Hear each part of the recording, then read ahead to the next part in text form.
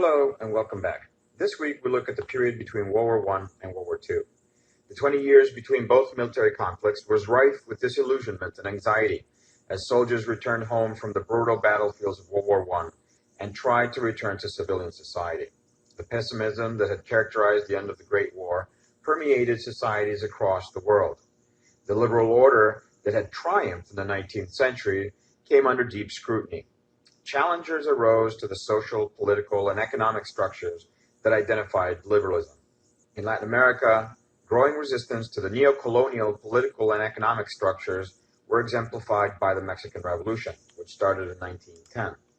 In Russia, a communist regime took hold, challenging the dominance of capitalist economics.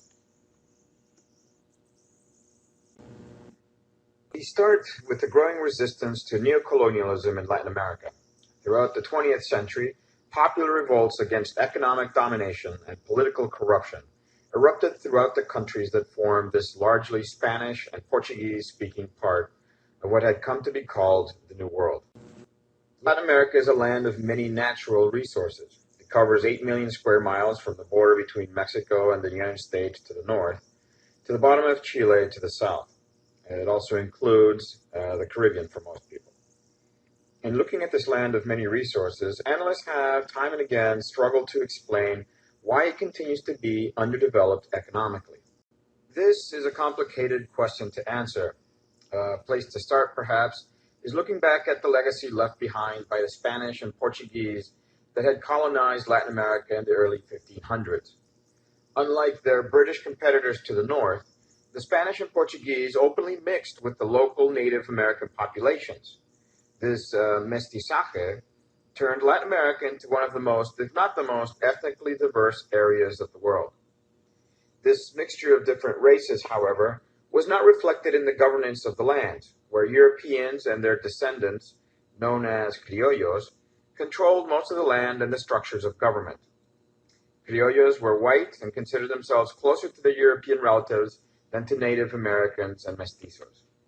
The independence movements of the early 1800s, led by such illustrious men as Toussaint Louverture in Haiti and Simón Bolívar in large stretches of Central and South America, ended Spanish and Portuguese control over nearly all of Latin America. Modeled on the example of the newly independent United States to the north, the Latin American movements also sought to establish self-governance and democracy. As it turned out, however, the colonial powers were simply replaced by almost equally dominant criollo governments. Not interested in sharing land or power with the poorer mestizos, criollos established exclusive governments designed to ensure their continued control of Latin American societies. And so, with political and social structures basically the same, Latin America failed to develop in much a different way through the 19th century. By the end of the 1800s, most of Latin America remained underdeveloped. Trying to address this continued level of economic underdevelopment led criollo ideologues and politicians to turn to racial differences of the Latin American population for an answer. The white criollo thinkers and politicians of the time, influenced by European trends of thought, such as racist social Darwinism, attributed underdevelopment not to their own inabilities to encourage development in their countries, but to the supposed racial deficiencies they argued mixing with the Native American populations had created. According to these ideologues, the only solution to such a quote-unquote racial problem was to quote-unquote whiten the Latin American population. That would make them more like the European and North American populations that were so much more successful economically. This racist belief led to state-supported European immigration to the Americas. Argentina, for example, sent agents to Europe, especially Italy, where the local populations were desirous of leaving poverty for a chance of a better life in the Americas. The Argentinian government not only paid for the boat fare from Europe to Argentina, but would also provide the arriving Europeans with automatic citizenship and even offered them free land for them to start their own farms and businesses. The land offered was often land owned by Native American tribes still living in Argentina. The Native Americans would be ordered off the farmland and into the mountains. If they resisted, the government sent in troops to forcefully evict the Native Americans by whatever means necessary.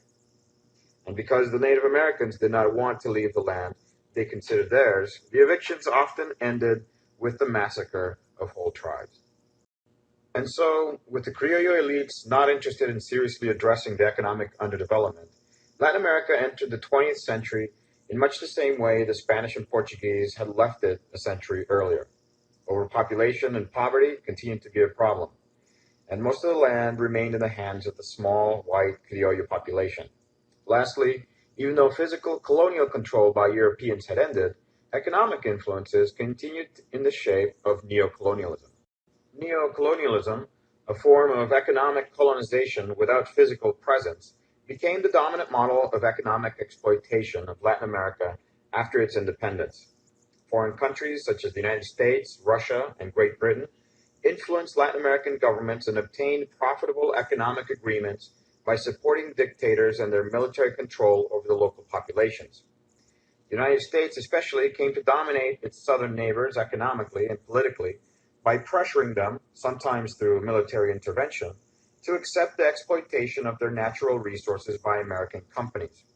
So although most Latin American countries in this period were officially democracies, in reality they were dictatorships controlled by military men with economic support from foreign economic powers. In exchange, the dictators allowed the establishment of foreign businesses and ensured the maximization of profit of these businesses. On this slide, you can see a couple of political cartoons of the period that exemplify neocolonialism. On the left, you see Uncle Sam, representing the United States, handing weapons to the childish and selfish Latin American dictator, who was depicted as a little child to exemplify Uncle Sam's influence and control over him. The other cartoon shows the darker-skinned Latin American pulling the fatter and whiter profit maximizer dictator. And if local dictators did not follow the directives of the foreign neocolonial powers, these powers usually intervened militarily to replace the government to one that would again provide them with the social stability and control necessary to maximize their profits. The map on this slide shows the numerous military interventions by the United States in Central America and the Caribbean in the 19-year period between 1898 and 1917. Although neocolonialism did not regularly involve physical occupation, as the formal imperialism of Asia and Africa did, its exploitative nature nevertheless incited resistance from local populations. The Mexican Revolution in the early 20th century aimed to put an end to the corruption and authoritarian rule associated with neocolonial influence in Mexico. The conflict, which lasted from 1910 to 1920, was in reality a series of separate popular uprisings against the long-established dictator Porfirio Diaz, who you see here depicted by the famous Mexican artist of the time, Diego Rivera. After being re-elected to the presidency 8 times in a row, thanks to corrupt ballot stuffing, Porfirio Diaz again ran for office in 1910, and he won again. But this time, the very popular opposition candidate, Francisco Madero, refused to accept the corrupt election results.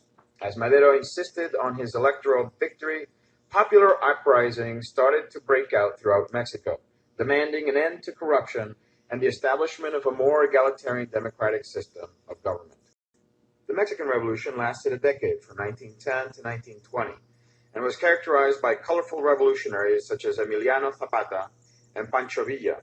Both of them fought against an entrenched political system that privileged the rich and oppressed the poor. Their program for radical reform was reflected in their revolutionary slogan, Tierra y Libertad, land and freedom. The anti-neocolonial message of the revolution inspired support especially from the large poor population of Mexico. As the revolutionaries gained control of most of Mexico, they sat down to write a new revolutionary constitution. The Mexican Constitution of 1917 imposed radical social, economic, and political changes.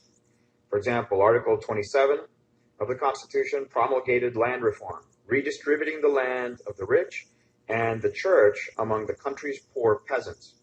Article 123 established a minimum wage and, most importantly, forced foreign-owned companies to abide by Mexican law. Lastly, Article 130 imposed restrictions on the church and clergy, minimizing in this way the institution's heavy influence on the government. As radical as these measures were, they actually changed little in Mexico. With the exception of a short period in the 1930s, the reforms were unfortunately largely ignored, and the U.S. and other foreign countries continued to maintain a strong influence in the affairs of Mexico. We now turn to another revolution, this one in Russia. The communist revolution that struck Russia in 1917 succeeded in undermining the long-established Tsarist monarchy and replaced it with a socialist government inspired in the ideas of Karl Marx. In a matter of months, one of the most dominant and authoritarian monarchies in Europe slid into economic and political crisis and was replaced by a radically different model of government and society. The Russian Revolution saw the establishment of a communist government for the first time ever in world history. Russia was one of the largest empires in the world at the beginning of the 20th century. However, it suffered dearly against the Germans and Austro-Hungarians during World War I because it was underdeveloped industrially.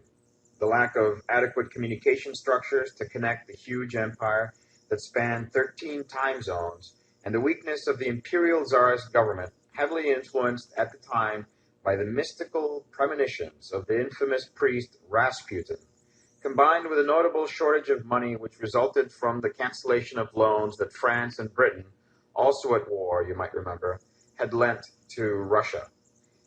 To all this decadence, one must add the imposition of an alcohol prohibition by the Tsar, concerned that vodka would cloud the minds of troops fighting at the front. As it turned out, the prohibition ended up prohibiting the Russian government from collecting close to one-third of its revenue from taxes and contributing to the bankruptcy of the Tsar's government. The economic crisis was heightened by a military crisis in the winter of 1916 to 1917, when German victories on the Eastern Front incited mass desertions from the Russian army. Food shortages led thousands of peasant soldiers to simply leave the front and return to their villages and farms. The crisis spread to the major cities of St. Petersburg and Moscow, where food riots broke out similar in form to those that inspired the French Revolution. Amidst this crisis, the government began to crumble. Of the many parties interested in undermining the established regime, the most successful was the Bolshevik Party, a radical communist group led by Vladimir Lenin. You can see him in the image here.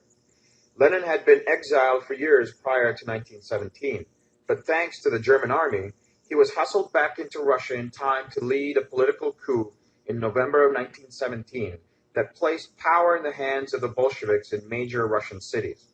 Lenin and the Bolsheviks gained popularity, and the communist revolution spread with their call for peace, land, and bread. The Bolsheviks established control over Russia by suing for peace with Germany. The fighting ended in early 1918 with the signing of the Treaty of Brest-Litovsk, which granted Germany vast lands in the west of Russia, including present-day White Russia and the Ukraine. By extracting Russia from the Great War, the Bolsheviks then could turn to their attention to asserting their control over the rest of the vast Russian Empire.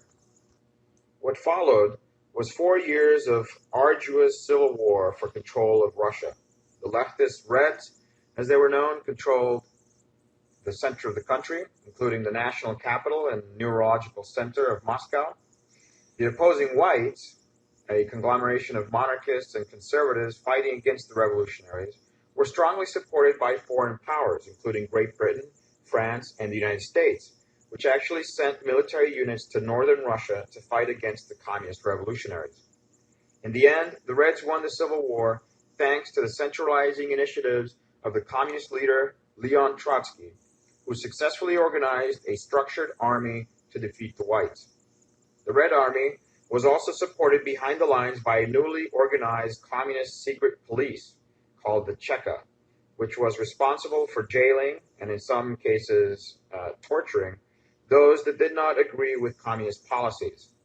All in all, the Russian Civil War claimed about 20 million lives. The new communist regime renamed the Russian Empire the Union of Soviet Socialist Republics, or Soviet Union for short.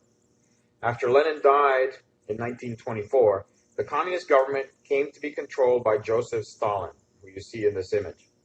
Stalin installed a strict Soviet governmental structure that ensured state control of the economy, resources, food, and the people. Those that did not agree with Stalin's policies were either sent off to Siberia to work in camps or simply executed. Stalin understood that the Soviet Union needed to develop economically in order to survive in the larger world. He devised the then so-called five-year plans, which aimed to increase Soviet industrial output to equal that of developed countries such as Germany or the United States. Unfortunately, the process of modernizing Soviet industry resulted in the forced relocation of millions of people from farms to newly built factory cities. The death toll that resulted reached nearly 7 million. But Stalin's elimination of his own people did not end there. In the 1930s, Stalin became increasingly paranoid of those around him and their aspirations for power. To end all possible competition for power within the communist regime, Stalin ordered the jailing and killing of millions of people, from army generals to bureaucrats, from academics to farmers. These great purges, as they were called, were typically justified by show trials manipulated to prove that Stalin's potential enemies were guilty of conspiring against the Soviet Union. In this case, over 5 million souls were either deported to the gulags in Siberia or killed. Stalin was so obsessed with cementing his control of the Communist Party and regime that he even ordered the erasing of traitors, as he called them, from the historical record. This soon became a tradition that was carried on by his successors at the helm of the Soviet Communist Party. Here, on this slide, you have an example of how this happened. On the left, you see Stalin with Beria, head of the Soviet Secret Service. On the right, you see the result of Beria falling from favor after Stalin's death. He was killed and then mysteriously disappeared from the picture. Yet, as much as Stalin controlled the Soviet Union through violence and fear, there also arose around his figure a cult of personality, which depicted Stalin as a larger-than-life figure, something you can see clearly reflected in these Soviet posters. Lastly, for today, the Soviet model soon found competition from another alternative to liberal order. As we will see next week, fascism would emerge during the 1920s and 1930s to become the third alternative in world politics between liberalism and communism. Its combination of nationalism and socialist corporatism allowed fascists to borrow from both capitalist and communist movements, while at the same time establishing itself as a singular yet viable alternative. Violence and intimidation would become its preferred form of political expression. We'll talk about fascism more next week. Until then, take care.